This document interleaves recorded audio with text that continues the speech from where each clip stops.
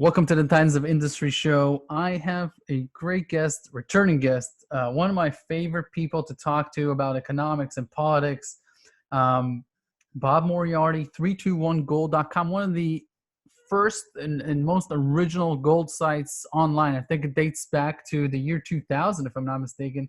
He's a best-selling author. He's got lots of books on Amazon. I actually bought one of them just recently. Great book.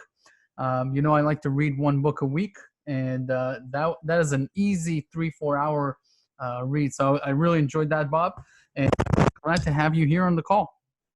Well, I'm glad to be here. We certainly have some interesting things to chat about.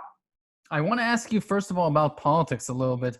You're in Europe, in France.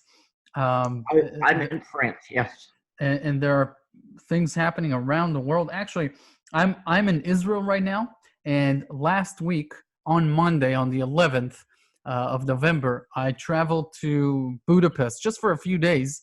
And the day I took off, there was an assassination of one of the Palestinian terrorists, and then in retaliation, they bombed. They bombed Israel, and then with the Iron Dome protecting the skies of Israel, there was about 90% were caught in midair, but lots of bombings and everything. And then Friday, when I got back on the 15th, there was a ceasefire. So great timing on that part by us to find a vacation spot, not knowingly, obviously beforehand. But there's problems around the world, and some of them are major problems that I don't think can get resolved easily, and some of them are looking to be, finding a compromise. I saw an interview, Bob, just recently between Ray Dalio, the famous billionaire hedge fund manager, and he was asked about the Chinese and the U.S. conflict and whether or not he thinks this is too deep-rooted, the systems are too different, and there's no middle ground, or can both of them rule at the same time or lead at the same time in the 21st century? You had a complex answer, but I want to give you the floor and ask you, what do you think about the Chinese rise in power and the American, I don't want to say stagnation or the American decline, but certainly China's economy and China's eradication of poverty and just progress in the last 30 years is unprecedented. So just to talk about these two things, please. That's a really good place to start. Let me give you a little history. If you go back 20 centuries, China and India have been the leading economies in the world for 18 of those 20 centuries. Now, given Western history, we ignore China and India, but they've always had massive populations and had big and important economies. The conflict between China and America is certainly interesting. You're absolutely correct. If you want to understand what's going on in the United States today, all you would have to do is go to Gibbon's Decline and Fall of the Roman Empire, and hopefully we'll get into that. Basically, in the United States, you've got a coup d'etat going on right now by the Praetorian Guards who feel as members of the deep state, they should be selecting the president. That's independent, of course, of the Chinese issue, but you're absolutely correct. The change in China in the last 30 years has never happened before in history. It's amazing what they've done. And of course, they're starting to feel the power that they have. Now, I admire most of what China is doing. However, some of the things that they're doing, such as in Western China and Xinjiang province, what they're doing to the Uyghurs, I think it's wrong. It's very dangerous. The situation in Hong Kong is absolutely interesting. It's going to be interesting to see how that plays out. Ray Dalio is absolutely one of the best thinkers that I know in the world today, and he's come up with some important stuff. I literally had printed out something a few minutes before we started. In the United States, the wealth of the top 1% of the population is greater than the bottom 90%. 40% of all Americans, now bear in mind, we're considered the richest country in the world. 40% of all Americans would struggle to raise $400 in the event of an emergency. There has been little or no real income growth for decades. The childhood poverty rate in the United States is now 17.5%, and it's not meaningful. It's had no meaningful increase in decades. We're going through a very important transition, and it's going to be a bad transition for most people because they're not prepared for it. I think these riots that are going on all over the world, it's happening in Chile, it's happening in Ecuador, it's happening in Venezuela, it's happening in Bolivia, it's happening in Iraq, it's happening in Iran, it's happening in Hong Kong. I think it's all related, and I think it goes to the conflict between the rich and the poor, and governments taking more and more power. Now, governments get power by making promises to the people, and they will tell the people anything. No politician could ever be elected if he was honest. If he actually came out and told the truth, nobody would vote for him. Elizabeth Warren is a perfect example. People keep trying to ask her, okay, you're going to give free college and free medical care to illegal immigrants. How much is that going to cost, and who's going to pay for it? And she simply refuses to answer. I think the global revolution is something that I predicted 3 years ago in the book that I wrote about war. And I wrote another piece about the Yellow Vests in France back in January of last year. We have a global revolution. It's going to spread everywhere. It's going to be very dangerous because the people in power, like the Democrats and the deep state, refuse to give up that power, and it's going to be bloody. The solution, and I'm way out on the limb here, I think the problem is dishonest money, and the solution is honest money. When you get away from a gold standard, you no longer know what value is. And I think that's exactly what's happened since 1971. We've had a tremendous change, and every government in the world is making promises that they can't fulfill. Now, do you happen to recall exactly what happened in Chile to start the riots? I don't know. They wanted to raise the subway fare by 30 pesos. That's about 4%. The people literally burned the subway system down, have been rioting the streets. Dozens of people have been shot over a 4% rise in the cost of subway. And interestingly enough, do you know exactly what happened in Iran over the weekend?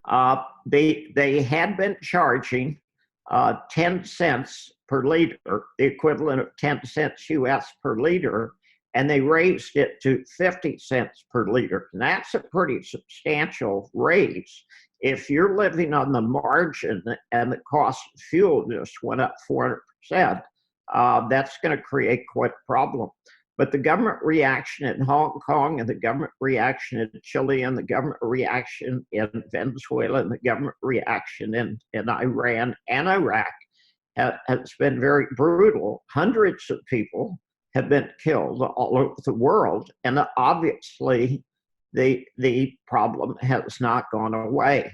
it's going to get worse. It's going to get much worse. Tens of thousands or millions of people literally are in danger. And I think the solution is going to be to go back to honest money, and government's going to have to stop making promises that they can't afford to pay for.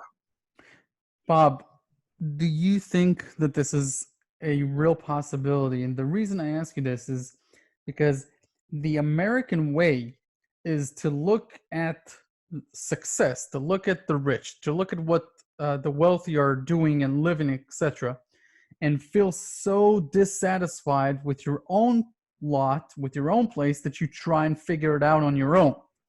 And it looks like the opposite is happening. Looks like the frustrated, the poor, etc., they believe that the system itself is problematic, and they try to cling to every politician that has a magic pill or something that is new, whatever it is. It's socialism now or whatever else, but they don't take the approach of saying, I can do this. It looks like a lot of Americans just feel that no matter what they do, if they don't have the connections, if they don't have something that is not about free market capitalism, that is not about working hard, that they cannot achieve anything. It looks like they feel that in their own country, the system that has made other people rich, the ladder of capitalism is not there anymore. Do you believe that to be the case, or do you Yes. believe that people? You do. Okay, please elaborate about that, because if that is the case, if the problem is that the ability to climb the ladder is I don't want to say impossible, but perceived as impossible by the population, then that is a very dangerous situation. If you feel that no matter how skilled you are, if you don't know the right people, etc., things that have nothing to do with your skill set, but more to do with connections or joining the insider group, etc. If you don't understand, if you don't believe that you can by your own sheer value make something of yourself, that is a very frustrating way to live. And if that's the case, I want to understand what you think is next for the American elections. What will be the most important things discussed in these elections? Well, I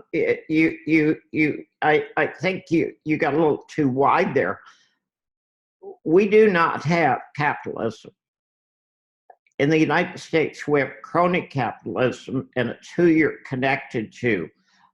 We do not have equality. Now, regardless of, you could love Donald Trump or you could love Hillary Clinton, we do not have equality in anything.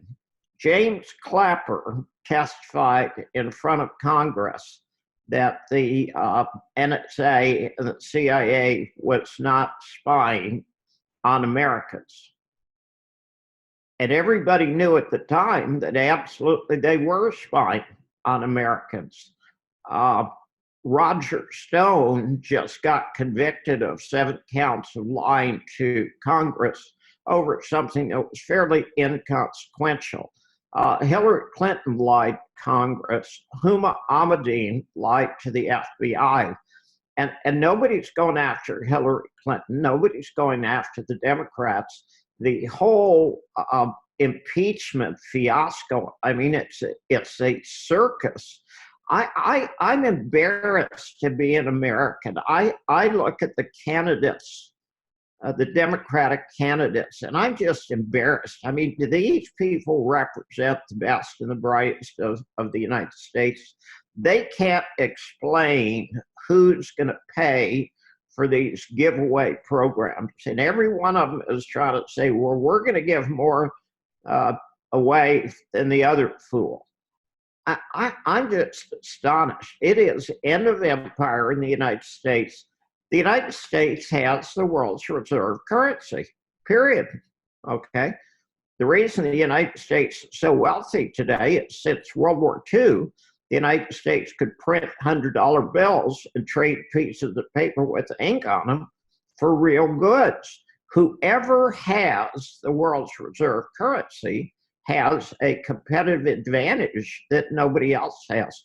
So the wealth of the United States, the gap in wealth between the United States and everybody else after World War II had nothing to do with the political system or the economic system, and everything to do with having the world's reserve currency. But everybody that gets the world's reserve currency, and this was true of the Portuguese, it was true of the Dutch, it was true of the Spanish, it was true of the English, it was true of the French. Everybody gets 70 to 80 years of having the world's reserve currency. The world's reserve currency for the US is past its sell-by date. The United States is absolutely in a state of decline, and it's going to continue to get worse. And obviously, India and China are going to be far more important in the future. Europe as a whole, it's a basket case. They're not replacing themselves from a birth rate point of view.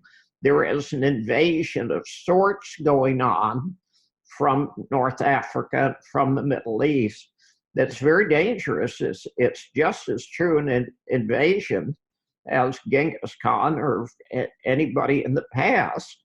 And most people in Europe don't recognize it's going on. So there's a lot of scary things going on. I think socialism as an economic system is dying, and it's going to be seen as dying. The problem in Chile was the government made promises, we're going to give you cheap transportation, and then they couldn't. Somebody in government said, hey, that costs us money to do this. We need to start charging people. And a 4% rise in the cost of the subway caused the deaths of dozens of people. And they burned down a $100 billion subway system. The same thing in Iraq and Iran. When people have to start paying for these free things, they get very upset, and that's going to get worse. Bob, let's talk about the Trump meeting that just happened with Secretary of Treasury and with Powell. Oh, that's interesting. I'm glad you raised that. So the tweet that came right after, he said, hey, we discussed interest rates, we discussed negative rates, we discussed et cetera, et cetera. Everything that they discussed in that tweet, there's nothing about progress on anything. It's like when you tell someone, yeah, I discussed everything we said we would discuss, but nothing further, meaning there was nothing achieved in that meeting. And actually, the Federal Reserve came right after and said, look, we will not do anything that is not mandated by law. In other words, we will not do anything that the president thinks or believes is good for Washington. For people that do not know, what is the Fed funds rate? How important is it? What is it in terms of interest rates? Because it's obviously not the interest rate that the United States pays its creditors. It is interest rate that has to do with the banking system, but not with what Washington pays. Could you explain the difference between how the Federal Reserve works in America and its independence from Washington, as opposed to how it works in Europe or in Japan and everywhere else, where negative rates can come more easily? And why don't they come in the United States? Why aren't the Federal Reserve, why isn't it just saying, okay, Trump wants negative rates, let's do negative rates? Well, here's the flaw, and I have to step way back to explain this, because this is something nobody discusses, but it's very important for people to understand. The further you get away from an issue, the less your ability to understand it and to solve it. If you take school issues, say in Israel or the United States or anywhere else for that matter, the people who should solve the problems are the people who are most closely associated with it. The further you get away from the school district, the less the ability of people to do it. What we have done in the last 70 years, we've handed an enormous amount of power to the EU, to the central banks, and to the United States federal government. And strange enough, because of what I just explained, these are the people who are least equipped to understand it. What they do is they throw money at it. Okay? There's a very important concept in combat, and it has to do with the difference between how Russians fight wars and how Americans fight wars. When the Russians are attacking, if they have a weak spot in their attack, they ignore it. They put all of their power where they're succeeding. Now, what the Americans do, and that's why the Americans haven't won a war since World War II, and the fact is the Americans didn't win World War II, the Russians did. What the Americans do is, if we're failing, that's where we put our resource. And that's very important to understand. As a businessman, failure is designed to teach you something. But in government, they don't learn anything from failure. So governments keep doing the same things again and again and again. We had a chance to fix the world's financial system in 2008.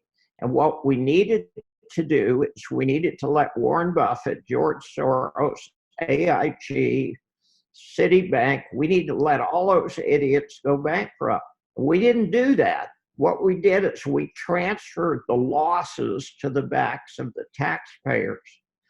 Now, the taxpayers around the world are waking up and saying, and I'm going to go back to something we were talking about a little while ago, people do not have the opportunity now that they had 50 and 60 years ago. When I got out of high school in 1964, you could go to work for GM or you could become a air traffic controller. There were all kinds of good jobs available, and you could move solidly into the middle class and the upper middle class. Enormous opportunity. I went to both Columbia University and Southern Methodist, and I think I was paying something like $250 an hour, semester hour. We just don't have those kind of opportunities anymore, and people are angry.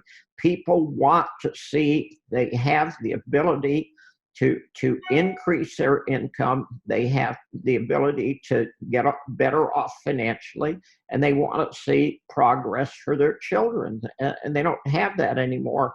And that's all because of this idea of governments where we're going to have this for free and this for free and this for free. The Federal Reserve is the least equipped to solve the financial problems of the United States. So when you got a guy like Donald Trump, this negative interest rate, you know why it hasn't been tried in 5,000 years? In all of recorded financial history, you know why negative interest rates have never been tried? Please share with us. It's too stupid. Who the hell would loan money to anybody and ask for less money? The whole point of interest is to pay for the risk that you take for loaning money to somebody. It's never been tried in history. Now, the strange thing is, I'm 73 now, and I would hate to think that I have done things for the very last time, okay?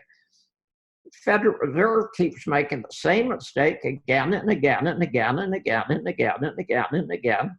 And then Donald Trump comes along. Europe's gone to negative interest rates. The reason nobody ever tried negative interest rates is it is fucking stupid. And it's going to fail, and it's going to bring the entire system down. But the basis for Jubilee is that people go into debt And eventually they're so deep in debt, they got to sell their children, or they got to go into slavery, or they've got to lose their land. And in the Bible, and it's strange enough, it wasn't just the Jewish people that did it. There were lots of other civilizations. Babylonia did the same thing.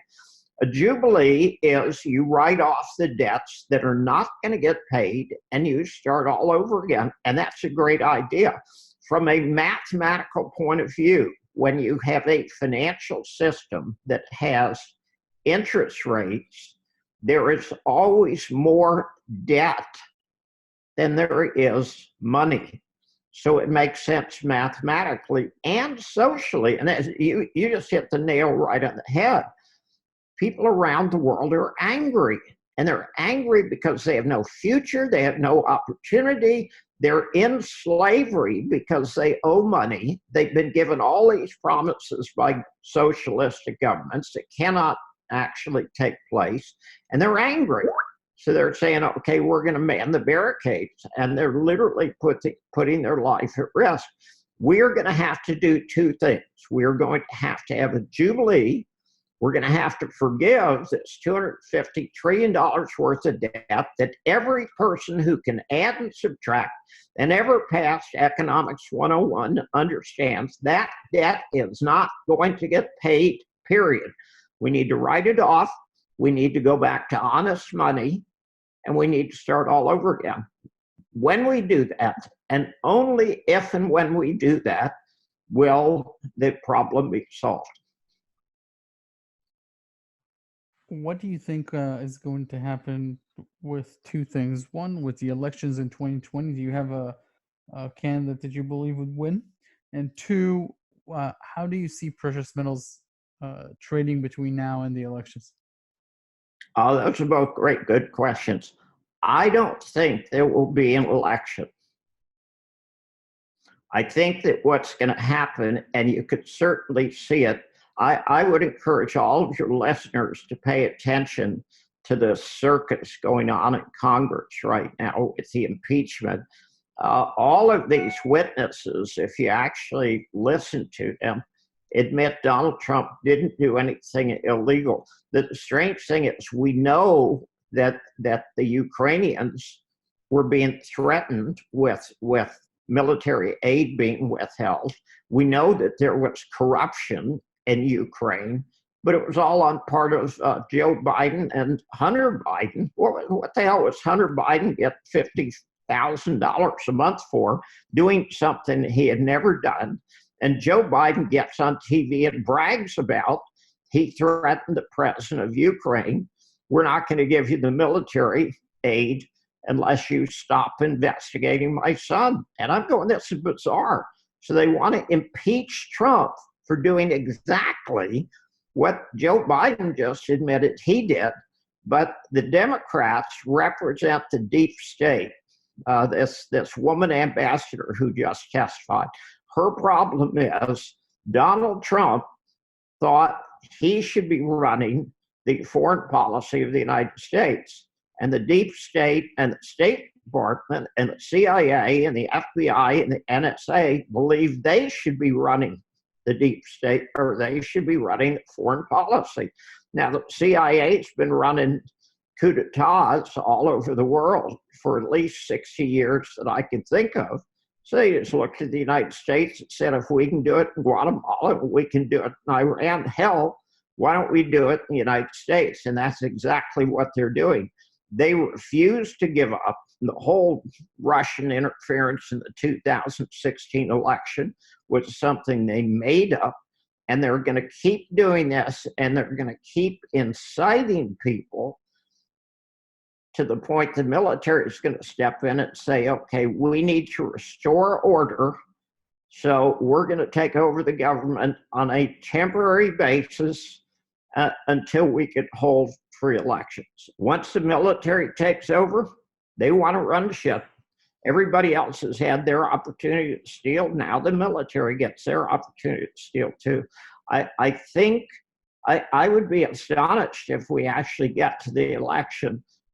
Tulsi Gabbard is the only person that I know in the Democratic side who seems to have any policy whatsoever Elizabeth Warren wants to give away the candy store, but refuses to admit how much it's going to cost or who it's going to pay for.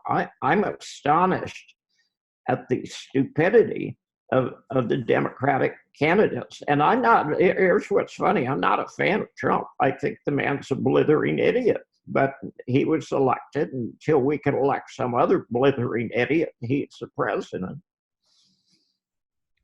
Bob, let me ask you in closing something. First of all, where can people check out your books, your latest books, and what are your latest 2 books that you want to plug in here? They should go to Amazon.com. And I've actually got 3 nonfiction books. You don't know this, but I've written some fiction books, and they're very, very funny. They're only available on electronic format, not in paper. But I wrote a book about my experiences in the Marine Corps 50 years ago called The Art of Peace. And then I wrote a book 3 years ago called Nobody Knows Anything. And the essence of that book is basically there are no experts. This idea that gurus and experts and these talking heads on TV, I've been very negative to the Democrats, but if you look at CNN and CNBC and Huffington Post, the mainstream media has absolutely prostituted themselves. They are attacking Trump on a constant basis. Now, I don't like Trump, okay? But when 96% of the stories that they put out are negative, I think they've destroyed their credibility. Absolutely, Bob.